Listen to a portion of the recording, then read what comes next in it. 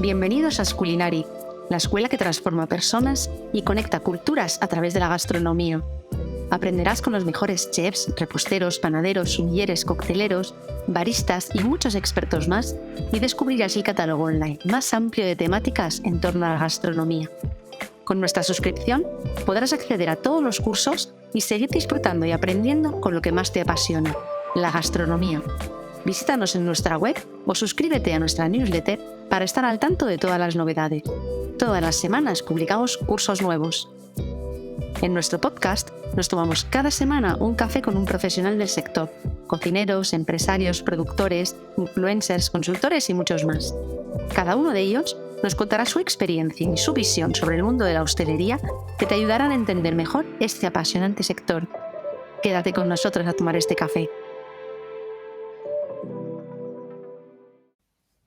Hola a todos, hoy viene a tomarse un café con nosotros Alberto Bonón, emprendedor, fundador de Instamaki y ahora de Bertos Milanesa. Hola Alberto, bienvenido, gracias por aceptar nuestro café de hoy. Hola, gracias a vosotros por tenerme aquí, es un placer. Bueno, además, luego ya nos contarás que tú también eres podcaster, así que luego queremos saber un poco también sobre tu podcast, pero antes te he presentado como emprendedor, fundador de Instamaki en su día, ahora de Bertos Milanesa, un proyecto en el que estás de lleno, pero cuéntanos un poco quién eres, porque además empiezas tu carrera en el mundo de la empresa, de las finanzas, pero das luego un cambio, ¿no? Para fundar empresas de restauración. Entonces, cuéntame un poco de dónde vienes y qué te lleva a hacer este cambio, qué te mueve a hacerlo. Perfecto, pues mira, fue un poco casual, o sea, yo empecé trabajando en finanzas, en banca de inversión y un poco se me metió ahí el gusanillo de la restauración, pero a nivel usuario, o sea, salíamos mucho a cenar y a comer con los compañeros de equipo. Luego, por la dinámica del trabajo, pedíamos mucho delivery ya entonces, hace 8 años, que solo había Just Eat y había poca oferta, y entonces se me fue un poco metiendo el gusanillo de, oye, no hay mucha oferta para pedir y estamos cansados de pedir siempre lo mismo. Y de una forma muy poco pensada, de repente un día me encontré con que había decidido, tiene que haber una forma de mejorar esto, y lanzamos lo que fue la primera Dark Kitchen sin saber que era una Dark Kitchen ni lo que estábamos haciendo casi. Totalmente, eso te iba a decir, digo, porque esto era por allá, eso, pues hace 8 años o más, ¿no? Sí. Que no existía este tipo. ¡Ay, se me ha olvidado preguntarte!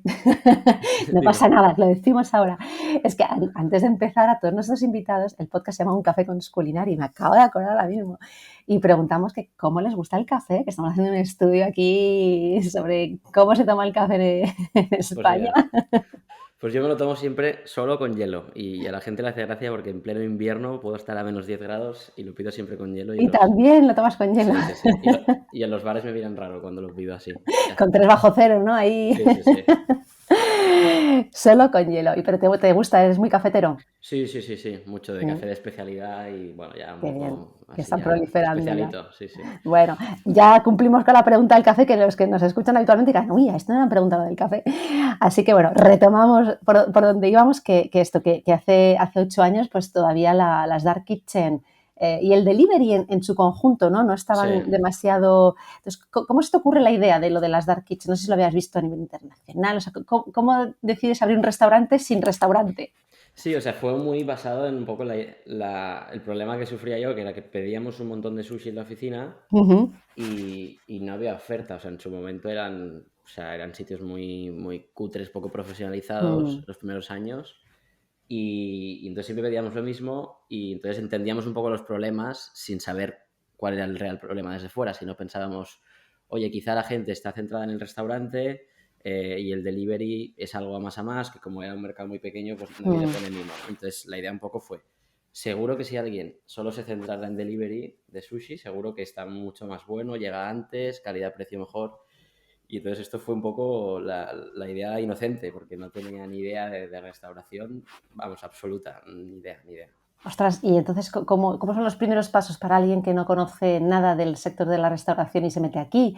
En los procesos que son tan específicos. De hecho, no sé si, y esto también me lo podemos profundizar en ello, pero no sé si los procesos de una Dark Kitchen son similares o en qué se diferencian de los de una cocina al uso, ¿no? Entonces, alguien que llega de cero, porque la Dark Kitchen hay que montarla, el local, amueblarlo. El otro día grabábamos un podcast con Nuria Nicolau, que es especialista un poco de imagen y tal, y decía, es que, claro, al principio la gente no sabía y ponía un suelo cualquiera y luego la gente se resbalaba, o sea, cosas un poco sencillas, pero esto, alguien que viene de su despacho, ¿no? De su empresa, sin conocer el sector de la restauración más que desde el punto de vista del comensal, ¿por dónde empieza y cómo sigue? O sea, contratación de equipos, ¿cómo hacéis todo esto?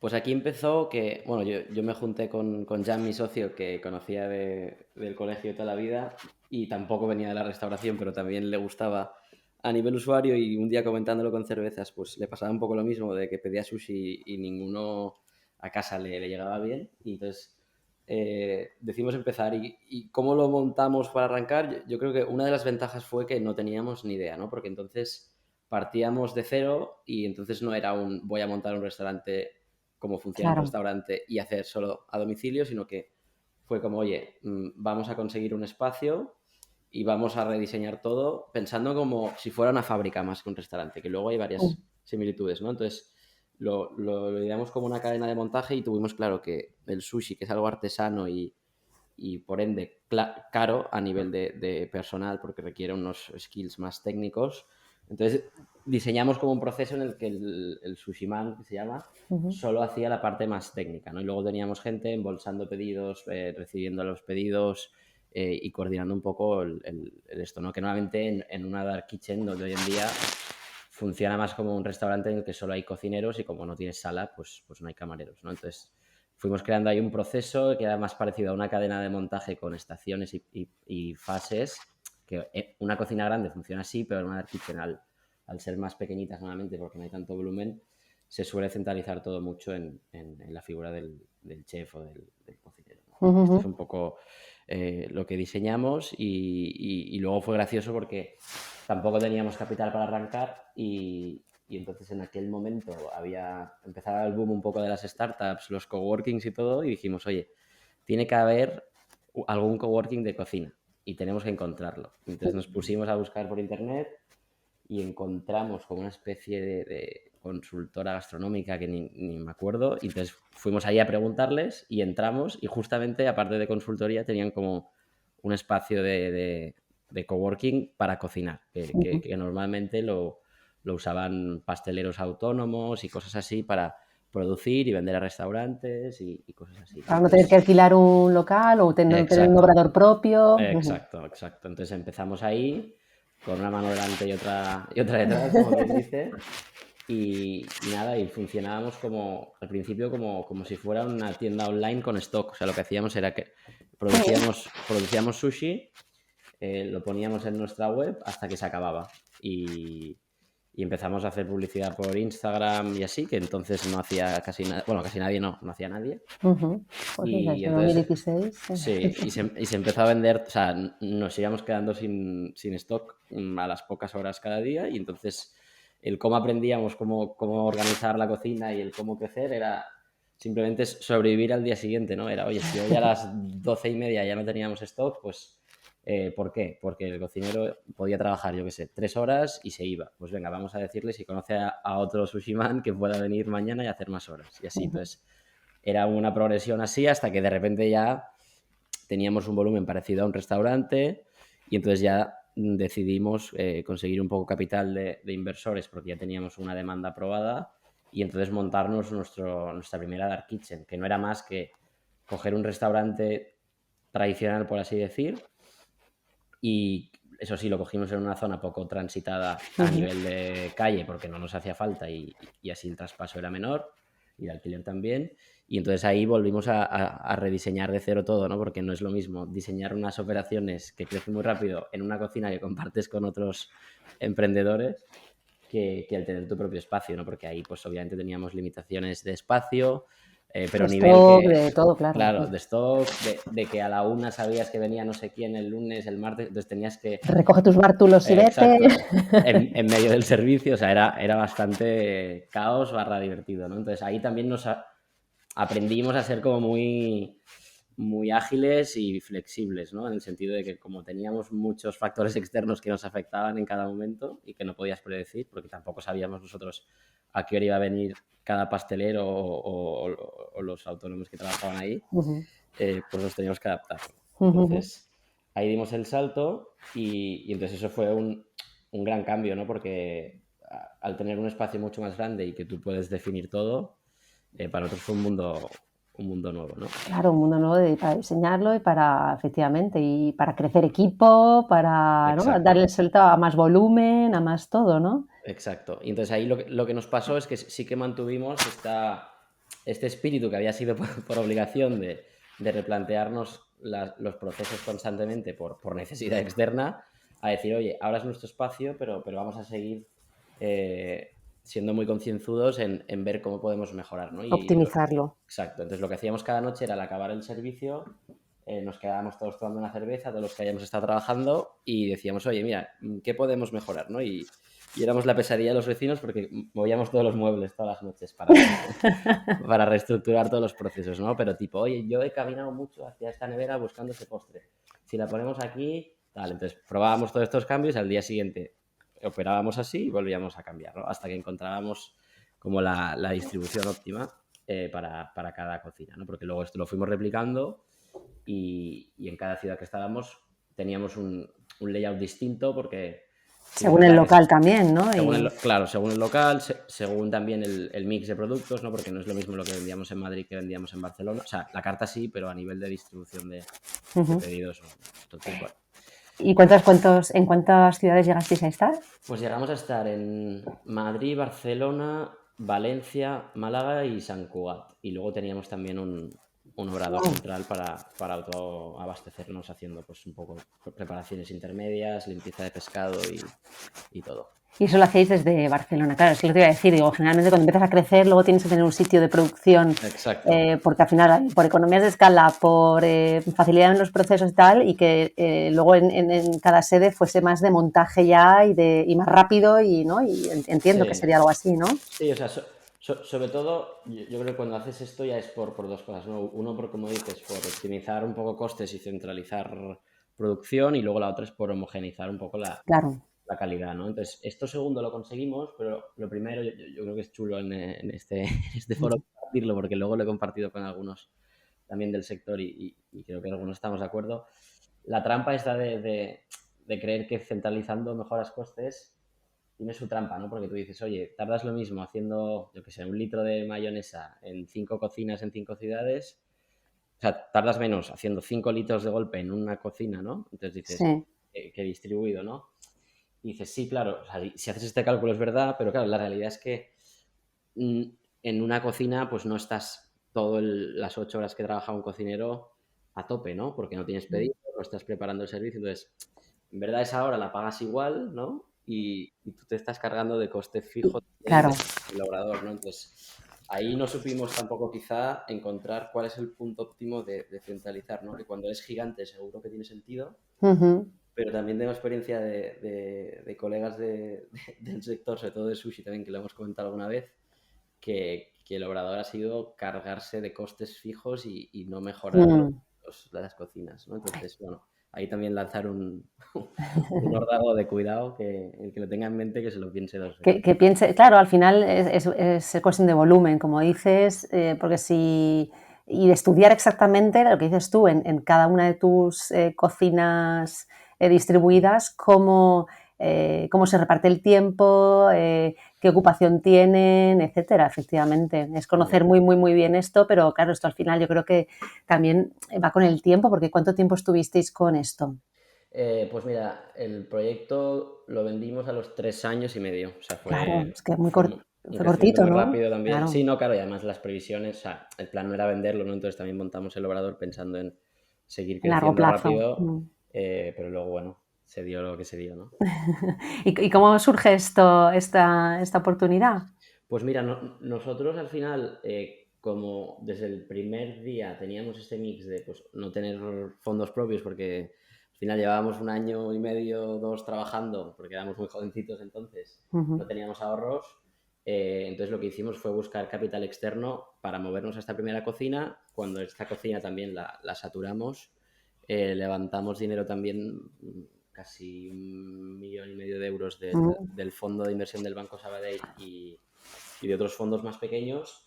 Entonces, siempre nos fuimos financiando con capital privado institucional, ¿no? Que estos inversores normalmente, bueno, normalmente no, siempre tienen una visión de acabar vendiendo, ¿no? O sea, son socios financieros que quieren sacar un retorno a su dinero, ¿no? Entonces, eso ya te va, digamos, guiando a que pienses que en algún momento hay que darle salida, ya sea vendiendo la empresa entera o su parte a otro inversor, ¿no?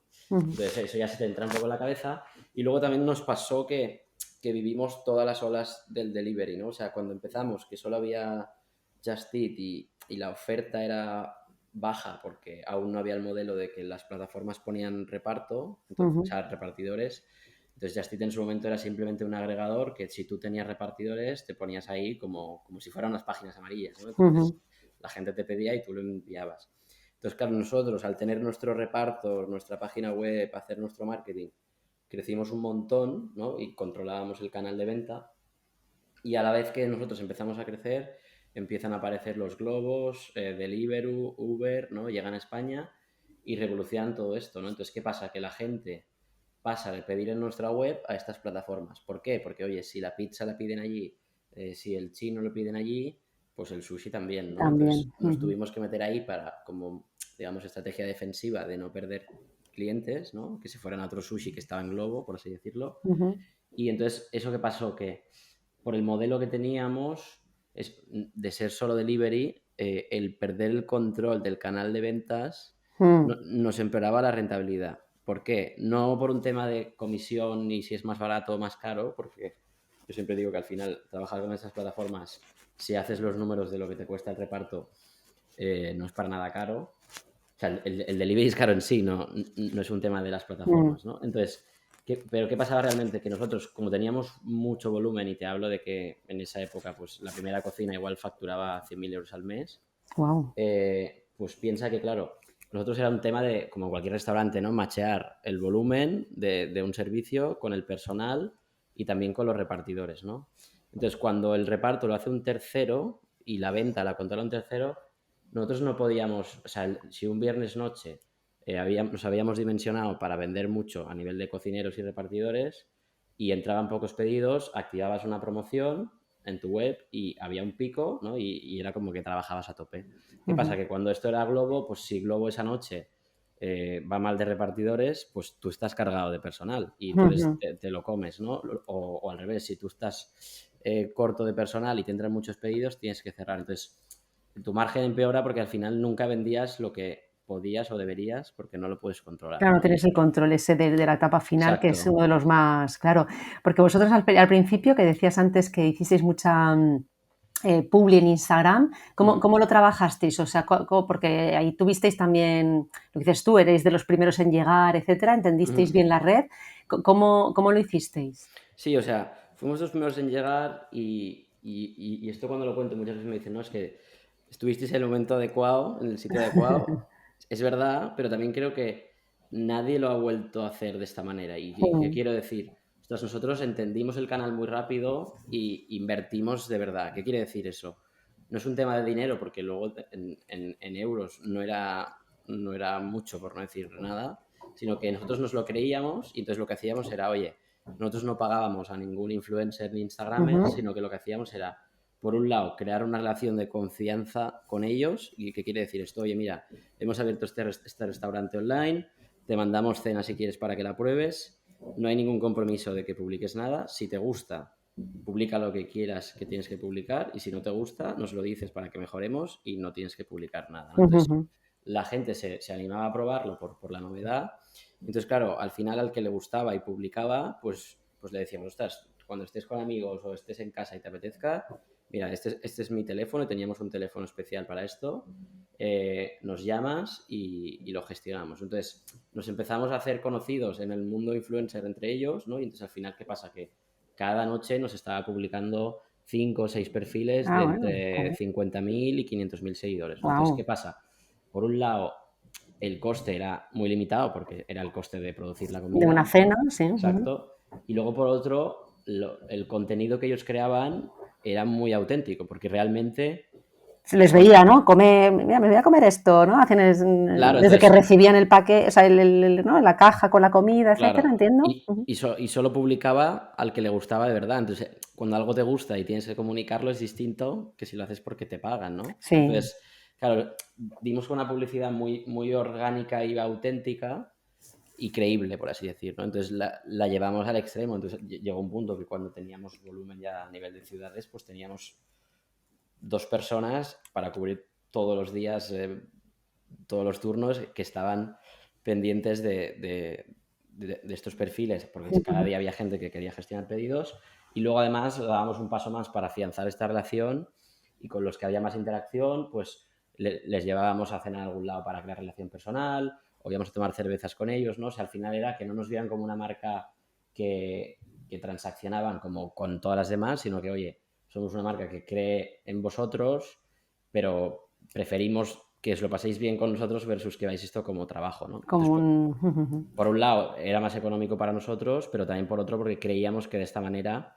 el Más contenido que real, creaban ¿no? era más real, ¿no? Entonces sí que es verdad que quizá fue más fácil porque como entonces no se monetizaba tanto por su lado, pues ellos estaban más abiertos, pero luego es verdad que nadie lo ha acabado enfocando así tampoco, ¿no? A día de hoy, ¿no? Y de hecho es algo que estamos retomando otra vez ahora con el nuevo proyecto. Mira, te voy a preguntar justo sobre el nuevo proyecto, ahora que estáis abriendo o habéis abierto Bertos Milanesa, de momento en Barcelona, Sí.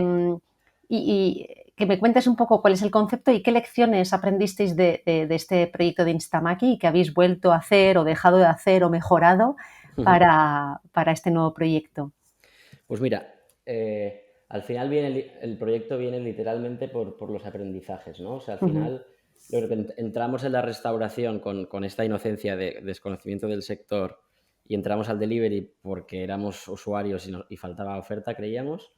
Entonces, lo que ha pasado es que una vez nos convertimos en especialistas del delivery, por así decir, y luego además que la empresa que nos compró fue Globo y he estado 3 años trabajando ahí, con lo cual también lo he visto desde dentro, pues me di cuenta que si miras el sector o sea, con una mirada amplia, al final hoy en día el 85-80% de las ventas del sector son offline, o sea, no es online, ¿no? Entonces, por un lado la reflexión fue, ostras, con Instamaki hicimos una marca súper potente y dejamos sobre la mesa el 85% de las ventas que podríamos haber conseguido, ¿no? Entonces eso es Offline te refieres a presencia, o sea, restaurante con Sí, local. exacto, Vale. exacto. Entonces la primera espinita que no nos atrevimos en su momento fue, oye, si cuando teníamos una marca reconocida a nivel España hubiéramos abierto restaurantes, hubiera sido la bomba, ¿no? Entonces esto fue, lo siguiente que haga tiene que ser físico. Y luego ligado a esto, dentro de Globo, que hicimos muchos proyectos con modelos de Dark Kitchen de diferentes marcas, lo difícil que es crear marca con un Claro. modelo solo online, ¿no? Entonces pensaba, jolín, si lo hemos conseguido solo online con Instamaki y en Globo he visto lo difícil que es, pues otra vez, ¿no? Si montamos el offline, ostras, con un local físico en una buena localización, es que eso es mucho más barato que todo lo que tienes que invertir online para crear marca y Para captar que te clientes, vean y ¿no? Captarte. También te reduces más, ¿no? Bueno, no, tampoco, porque al Bueno, final no, tampoco, no, no te tampoco, creas, no te no. creas. Y entonces eso unido a que al final nos metimos porque nos gustaba a nivel usuario en el sushi y una vez dentro nos dimos cuenta que seguramente es de las cocinas más complejas, Complicadas. ¿no? No solo por el hecho de que el que lo cocina tiene que tener unos skills, sino que el tipo de ingrediente que al final es pescado, que es caro, que es crudo, entonces es muy delicado. O sea, al final es un producto que si no lo haces 100% bien, el sabor final o la experiencia del cliente o sea, que no permite ni pequeños errores, ¿no? Entonces, no es casualidad que no haya cadenas grandes de sushi, ¿no? Que solo ha habido, yo creo, en el mundo casi te diría sushi shop y ha ido un poco hacia abajo a medida que el sector ha crecido porque han salido muchos competidores que lo enfocan de forma artesana, que es donde se nota más la calidad. Total.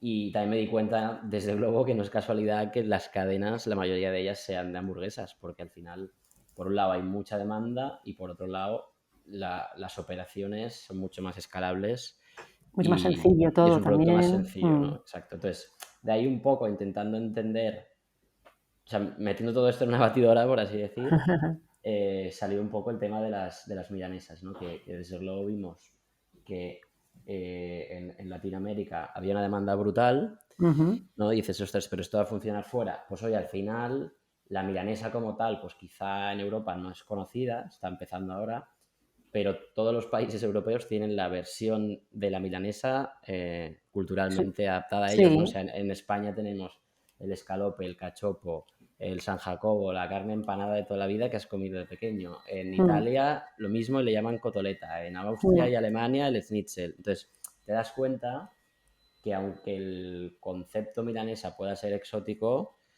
el producto la gente en una foto lo identifica como algo no solo no exótico, sino que está súper ligado a su Sí, a tu infancia incluso. cultura, sí, Exacto, es muy cultural, es muy comfort food, o sea, ¿no? Lo dices exacto, tú, exacto, es un poco la comida de pequeño que te hace regresar a esa casa, ¿no? De tu exacto, madre, a la cocina de tu madre y exacto. tal. Y bueno, y en cierto modo, también, o sea, también toda la parte esta de empanadas argentinas, o sea, aunque liguemos la Sí, milanesa como a un producto de Argentina, también está experimentando un auge en España, por lo menos bastante interesante, ¿no? Que sí, sí, estos sí, sí. últimos años, o sea, que yo creo que, bueno, ahí Sí, o tenéis un poco como sea, la bola de cristal, ¿no? Sabéis exacto, dar el clavo con el sushi y claro. ahora con el... O sea, no, yo en verdad, por un lado, es toda esta como, este racional que te decía, y luego si lo ves a nivel de categoría, a día de hoy lo veo un poco como el sushi en su momento, ¿no? Justo lo que decías, en el sentido de que en el momento en que lanzamos el sushi, sí que es verdad que se veía más exótico, pero tenía mucha aceptación y pasaba que no, o sea, que nadie había capitalizado en una marca la categoría. ¿Qué quiero decir? O sea, el momento en que montamos Instamaki, nadie subía fotos comiendo sushi, nadie contaba que comía sushi porque aún no había restaurantes o bonitos o guays o marcas divertidas que fuera positivo compartir que estabas comiendo eso, por Sí, así era como decirlo, muy ¿no? de early birds, ¿no? O sea, de Sí, gente foodie, muy, muy, muy foodie, que ya lo sí, conocía, que estaba muy metida, pero es exacto. verdad que hace 8 o 10 años, bueno, pues Y no luego, era tan mainstream, está claro. sí, y yo siempre hago la broma de que el delivery de aquella época de sushi te venían, no sé si te acuerdas, con el separador verde ese que era como un Ay, es césped. verdad, de ¿Sabes? O sea, plástico. era muy cutre. Entonces la gente no mandaba fotos a grupos Claro. o en Instagram de eso porque era como, hostia, quedó fatal, ¿no? Entonces, con la milanesa creemos que los poquitos restaurantes que hay en España que les va muy bien, pero la gente tampoco lo comunica, ¿no? Y esta era la teoría y incluso en los meses que estuvimos preparando el proyecto, que lo contábamos amigos, nos sorprendió positivamente que todo el mundo nos decía, es que yo como un montón. Y yo le decía, pero si es que Nadie... no lo pones en ningún lado. Dicen, pero es que cómo vas a subir una foto de una milanesa. Digo, joder, pues esto ahí estamos en el mismo momento, ¿no? Porque eso es un Sí, poco sí, sí, sí.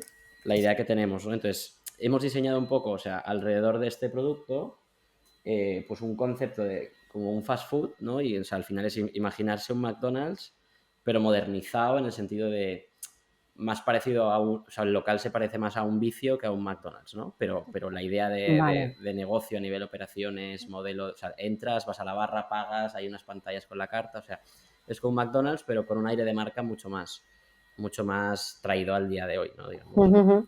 ¿Y cómo va? O sea, ¿en qué estado está este proyecto? Pues entonces, hace una semana abrimos el primer local en Barcelona, ¿vale? Ujú, Entonces, un poco el plan es acabar este año con unos 3 4 en Barcelona ujú.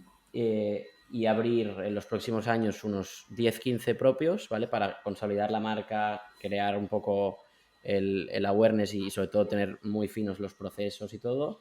Y a partir de ahí expandirnos por España con franquicias. O sea, al final Franquiciando. el modelo es el ser una cadena como un McDonald's o un Burger King, obviamente desde Ujú. inicios más humildes, pero bueno, con una ambición No, pero grande. sí, sí, y con un producto también Exacto. diferente y, Sí, sí, y sí, sí. abriendo este. Pues mira, tuvimos un episodio del podcast súper interesante de cómo abrir franquicias. Ay, no me acuerdo ahora del nombre del invitado, pero bastante interesante, ¿eh? O sea, un experto también en franquicias, Ujú. ya te lo recomendaré luego porque Perfecto. Pues muy sí, sí. chulo cómo él también hizo toda la parte esta y llevaba bastantes franquicias.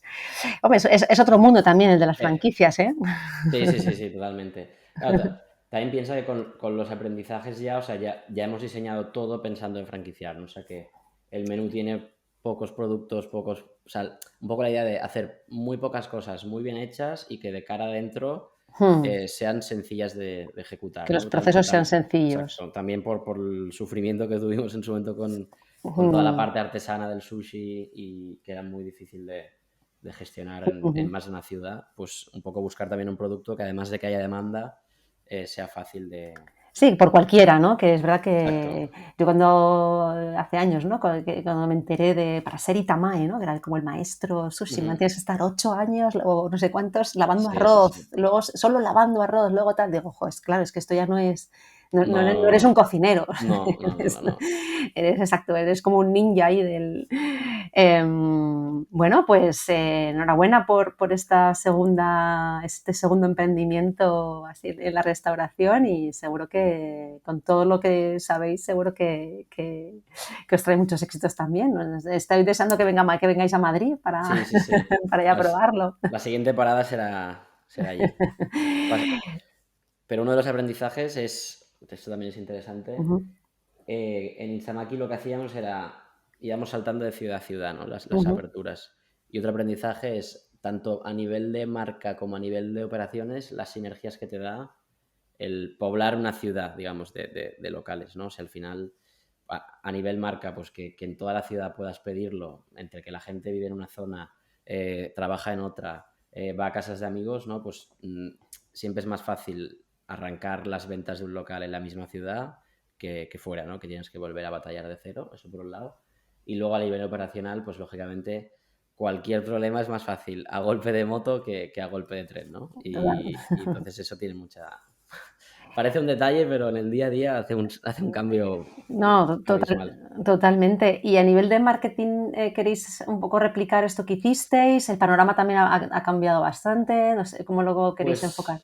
Pues a nivel de marketing queremos hacer lo mismo Ujú, y estamos empezando, de hecho hemos hecho una semana de como soft launch sin marketing y ya anteayer hicimos un evento con foodies, influencers y así, entonces la idea es un poco la misma, ¿no? La misma filosofía, una marca divertida, cercana, porque en su momento incluso con el sushi, muchos de nuestros clientes era la primera vez que tomaba sushi precisamente ujú. por esto, ¿no? Por no ser un player tradicional japonés que se viera como un salto, sino tener un formato de sushi, pero con ingredientes más Cercanos, locales, ¿no? cercanos, ¿no? O Ujú. sea, teníamos sushi de queso de cabra con cebolla caramelizada, o sea, yo qué sé, hicimos maquis de calamares, de croquetas, o sea, cosas para que la gente lo viera un formato innovador, pero que la comida era muy cercana a lo que hacen. Ujú. Entonces, aquí la filosofía de la milanesa es un poco lo mismo, ¿no? Lo que te decía, que la milanesa puede ser exótica, pero la carta es como una pizzería con base de carne, ¿no? Tenemos que si la cuatro Sí, he quesos, visto la la carta. pepperoni. Ujú, Entonces esto chulo. hace que mucha gente, pues quizá no toma nunca una milanesa, pero ve el local de fuera, se acerca a ver qué es,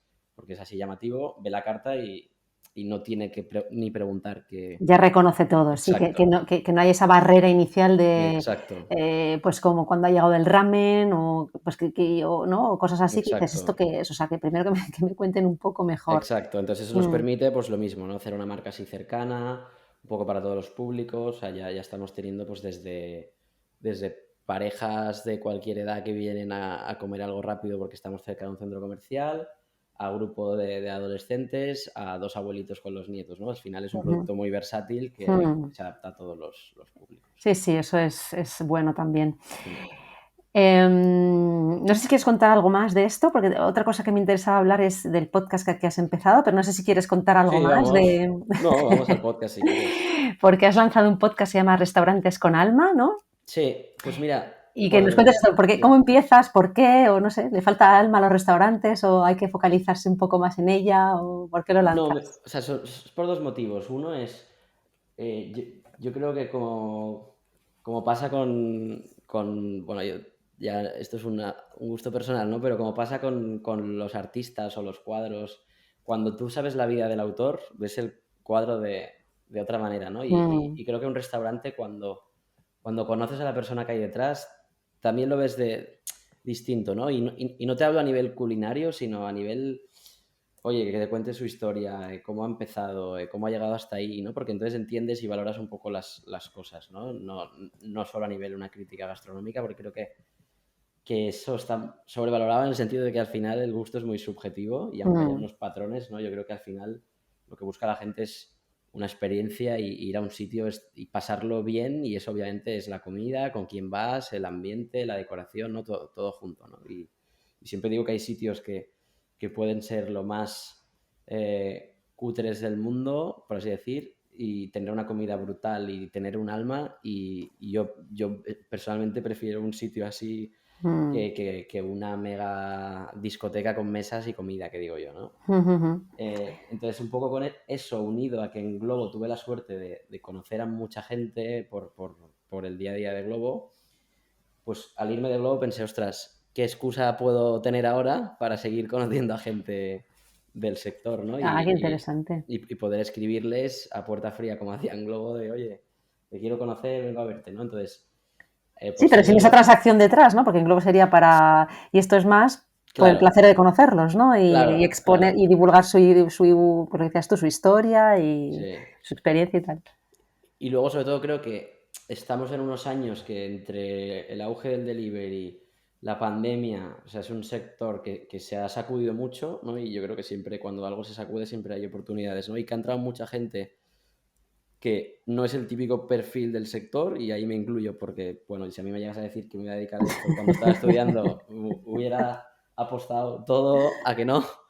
Eh, pues creo que son formas de hacer distintas, ¿no? ¿Y a qué me refiero? Pues oye, quizá el perfil del restaurador más tradicional es más cerrado, más celoso de o sea, de su intimidad a nivel de negocio, ¿no? Entonces se autocierra, ¿no? Y yo he visto en otras industrias que, oye, al final hablar con tu competencia, compartir lo que te funciona y lo que no, es bueno para todos, ¿no? Más en un sector Siempre hace crecer el sector. tan grande, y que en sectores que haya, yo qué sé, dos competidores y se juega en el mercado, pues yo entiendo que, ¿no?, lo que yo pierdo lo ganas tú y viceversa, pero en un sector tan fragmentado que el Total. porcentaje de clientes común que tienes con alguien es Es cero. mínimo, claro.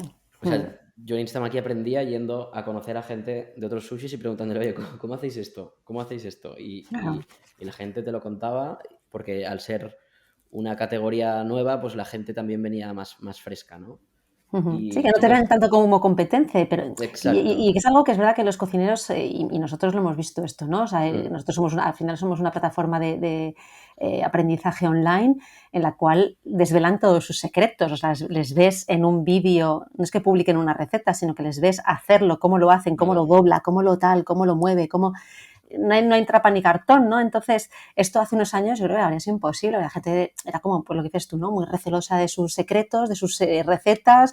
Y dices, pero si es que el quid de la cuestión no está en la receta tanto como lo hace, sino todo lo que hay alrededor, ¿no? De ese es negocio. La suma de muchas pequeñas cosas. Claro. Y la prueba es que, pues oye, gente que trabaja en restaurantes de éxito y sabe hacer las recetas porque cocina ahí, yo no creo que haya habido ningún caso que se haya ido a hacer exactamente lo mismo y haya funcionado. Entonces, al final, pues es porque son la suma de muchas cosas, ¿no? Y de ahí un poco lo de llamarle el alma a lo del podcast, ¿no? Porque creo que sin esas personas, ¿no?, el negocio no hubiera funcionado igual, ¿no? Entonces, me gusta encontrar a gente que cumpla un poco esto, ¿no? Que tenga como una relación muy personal o una historia, por curiosa que sea, o que no sea muy culinaria, ¿no? Porque hay casos de que son cocineros o casos que todo lo contrario, como el mío.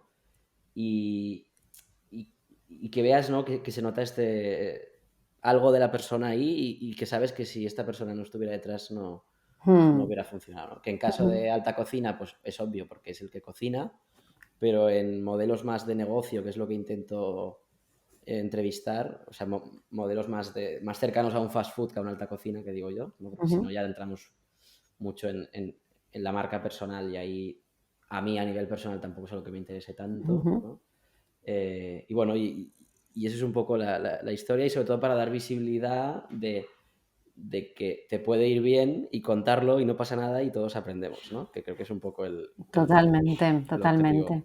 Oye, pues hacemos llamamiento, ¿no? Si hay entre los oyentes del podcast de Esculinaria hay muchos profesionales, ¿no? Que son alumnos, por así decir, de Esculinaria, son estudiantes, aunque sean profesionales, me refiero, y que quieren seguir aprendiendo en sus negocios y tienen negocios de todo tipo. Oye, si quieren que te llamen, ¿no? Que se pongan en Sí, contacto sí, contigo y me escriban por para... LinkedIn y encantado de Claro, entrevistarles. Sí, que hay sí. muchas historias, como dices tú, ¿no? Nosotros lo vemos a diario de gente con pequeños negocios o que han cambiado, como tú y yo, sus vidas de oficina por otras cosas, ¿no? O sea Exacto. que, por cierto, ¿cómo fue la acogida en tu familia de me dejo todo esto y me Bueno, llamo? fue Fue un un poco, cataclismo. sí, sí, fue un poco shock, pero bueno, cuando luego vieron que funcionaba, pues más tranquilos.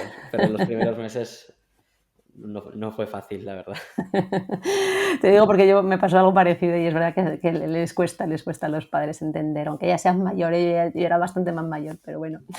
Mm. Oye, pues muy, muy guay. Yo he escuchado varios episodios del podcast y lo que dices me gusta porque es muy cercano también, hay historias muy bonitas, o sea que nada, animamos también a que escuchen el podcast Restaurantes con Alma, lo pondremos luego en las notas del podcast también. Y Perfecto. ya por ir cerrando, Ujú. o sea, me gustaría que nos dijeras qué crees tú que le falta al sector o qué le darías tú al sector, cómo te gustaría a ti que fuera el sector de la hostelería de aquí a unos años.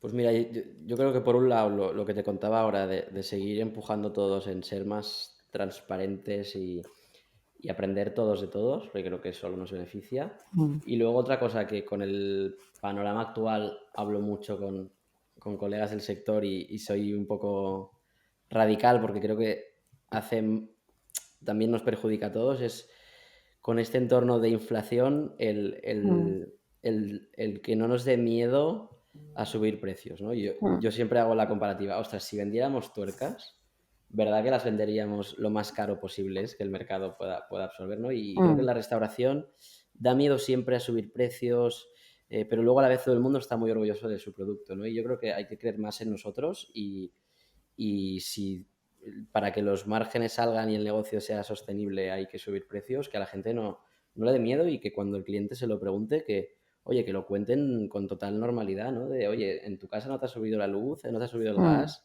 la cesta de la compra no es más cara, porque al final hay muchos casos que conozco que dicen, no, estamos aguantando precios, nos comemos el margen y aguantamos hasta que esto pase. Claro, ya, esto igual no pasa y estás creando una bola en que yo no subo precios porque el otro no sube precios y mi cliente se irá allí, que primero esto no es verdad, no es verdad. porque si el cliente valora y tú le cuentas que lo estás, o sea, con total transparencia, que lo estás pasando mal Mm, porque te han subido los costes, ¿no? La gente lo entiende y el que iba ahí porque era solo por precio, pues tampoco era tu cliente y a la que encontrara algo más barato también se iba a ir, ¿no? Entonces, mm, creo que esto le hace un flaco favor porque luego te llega una pandemia o te llega cualquier cosa y ya arrastras que venías de no ser un negocio sano y te pone en riesgo vamos, tu negocio y en muchos casos la situación personal porque al final es un sector que vive muy endeudado para financiar las aperturas y todo, ¿no? Entonces, yo creo que es importante que no nos dé miedo a poner en valor lo que hacemos, ¿no? Porque al final, si no se lo cobramos al cliente, lo pagamos nosotros, ¿no? Entonces, al final estás montando un negocio o sea, nadie está aquí para dar de comer a los demás en este sentido y mm. pagarlo tú, ¿no? Y el que quiera hacerlo, pues oye, hay fundaciones y asociaciones súper chulas que están estructuradas y que, coño, tienen mucho más impacto que creer que por vender unos tacos a 1 euro más barato Mm. vas a ayudar a la gente, ¿no? Que creo que también es, o sea, saber a qué estamos y centrar un poco para que todo unido, ¿no? Sea un sector mucho más profesional, ¿no? Y no solo pensar en qué va a pensar el cliente, que obviamente, pero si alguien por 1 euro va a dejar de usar tu Exacto, producto, ¿no? claro. Es que entonces el producto no gusta, ¿no? No era lo que gustaba, claro. Entonces, No. sí, y además que hay cabida para todos. Es decir, que Exacto. los que realmente crean en su producto y se gasten dinero en innovación, en mejorar las condiciones de su personal, en tal, pues eso lo tienen que repercutir. Los que vayan a precio y es, bueno, es que a mí todo esto yo no lo trabajo, ¿no? Ofrezco un producto mínimo, básico y tal, pues hay gente que también quiere esto, ¿no? Entonces, Claro, es simplemente, yo creo que lo que dices, ¿no? La tecla es esta, es que si tú crees en tu producto, pues que no te comas ese margen, porque claro. efectivamente cuando lleguen mal dadas, pues ahí es donde llegan los problemas, ¿no? Esto es un poco lo mismo que pasa con el delivery, ¿no? Que todos nos Mm, quejamos de, a nivel social, ¿eh? Digamos que los repartidores cobran muy poco, pero luego nadie quiere pagar el gasto de envío, ¿no? Y al final Claro. ostras, o una cosa o la otra, ¿no? O sea, hay que ser también consecuentes con las cosas, ¿no? Si cenar fuera es caro, pues bueno, pues plantéate cuántas veces puedes ir, pero no exijas que lo hagan a un precio que no sea sostenible a largo plazo, porque entonces no vas a poder ir a cenar fuera nunca, ¿no? Al final. No, totalmente. Es verdad que nos falta un poco esa, ¿no? Tenemos esa doble moral a veces, efectivamente. Sí, que obviamente es normal, ¿no? Porque como consumidor, pues tú quieres el máximo también por el mínimo precio, ¿no? Pero también hay que educar un poco en eso. Sí, yo creo que eso son grandes cambios que no se pueden producir del día a la mañana. Es como el tema de los horarios, ¿no? O lo de abrir fines de semana, que ya se da por hecho en hostelería, pero hay muchos que también están empezando a decir, oye, no, yo quiero, mi producto vale esto, ¿no? Y mi producto se va a servir de lunes a viernes. Y ya está. Sí.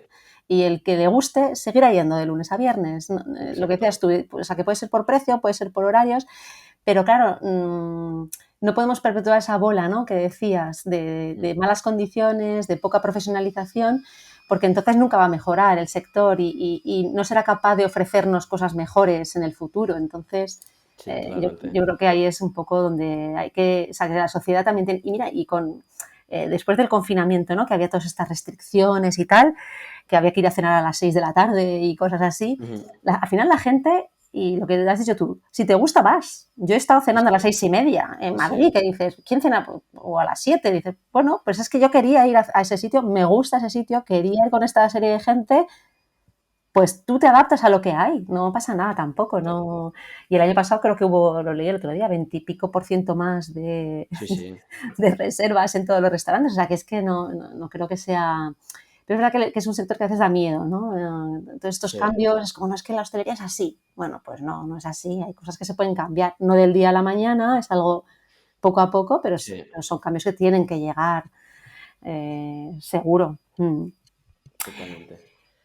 Y última pregunta, recomiéndame a alguien para el podcast. Pues mira, te recomiendo a Gonzalo Iceta, que es el fundador de Healthy Poke, que es una persona que admiro brutalmente porque en 4 años que llevan han abierto más de 40 restaurantes, si no me equivoco, van por ahí ya, y siguen a ese ritmo, y además de lo brutalmente que lo han hecho, pues es el perfil que te contaba, ¿no? Alguien con otra mentalidad, abierto a contar lo que le ha funcionado, lo que no, un tío que es un crack, y creo que es guay tenerle en una conversa así abierta y que os cuente cómo ha sido su experiencia y cómo ve el sector. Pues gran recomendación, porque además, pues lo que decíamos antes, ¿no? El poke también es algo como muy exótico y tal, y lo han petado por la imagen también de los restaurantes. O sea, tienen muchos puntos allí muy interesantes que efectivamente, si viene a contárnoslo, sería guay. Vale, pues sí. Yo os lo presento y... Genial.